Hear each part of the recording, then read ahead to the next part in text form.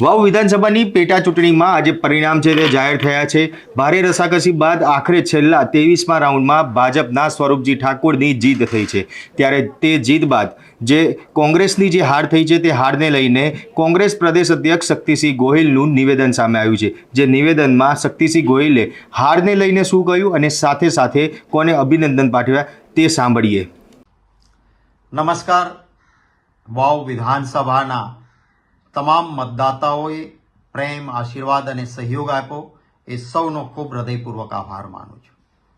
સતત પહેલા રાઉન્ડથી કોંગ્રેસ પક્ષના ઉમેદવારની લીડ વધતી હતી। છેલ્લા થોડા રાઉન્ડમાં એ લીડ કપાઈ અને નજીવા મતોથી ભારતીય જનતા પાર્ટીના ઉમેદવાર જીત્યા છે। જીતેલા ઉમેદવારને મારા તરફથી અભિનંદન। અમે થોડા મતોથી ન જીતી શક્યા એનો રંજ જરૂર છે, પરંતુ હાર અને જીત એ લોકશાહીમાં થયા કરે। હાર અને જીત કરતાં કેવા પ્રકારે અને કેવા સિદ્ધાંત સાથે ચૂંટણી લડ્યા એનું મહત્વ છે। હું કોંગ્રેસ પક્ષના તમામ કાર્યકર્તાઓ અને નેતાઓને ખૂબ અભિનંદન આપું છું, હૃદયપૂર્વક આભાર માનું છું કે એક ટીમ કોંગ્રેસ તરીકે બધા સાથે મળીને વાવ વિધાનસભાની ચૂંટણીમાં સૌએ મહેનત કરી અને લોકોએ પણ તમામ જ્ઞાતિ, વર્ગ, જાતિના તરફથી પ્રેમ, સહયોગ અને આશીર્વાદ આપ્યા એ સૌનો પુનઃ આભાર માનું છું।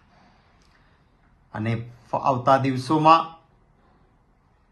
અમે સતત લોકોની વચ્ચે રહીને કામ કરતા રહીશું અને લોકોના પ્રેમ અને આશીર્વાદ સાથે લોક પ્રશ્નોને ઉઠાવતા રહીશું।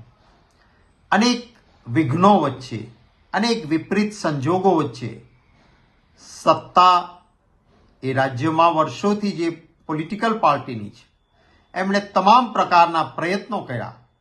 એમની સામે તાજા સાધનો, મર્યાદિત વસ્તુઓની વચ્ચે પણ કોંગ્રેસના કાર્યકર્તાઓ જે મજબૂતીથી વાવ વિધાનસભાની ચૂંટણી લડ્યા અને જે મતદાતાઓએ પણ અમારા પર વિશ્વાસ મૂક્યો એ સૌનો પુનઃ હૃદયપૂર્વક આભાર માનું છું। અનેક નેતાઓ અને કાર્યકર્તાઓએ રાત દિવસ મહેનત કરી છે।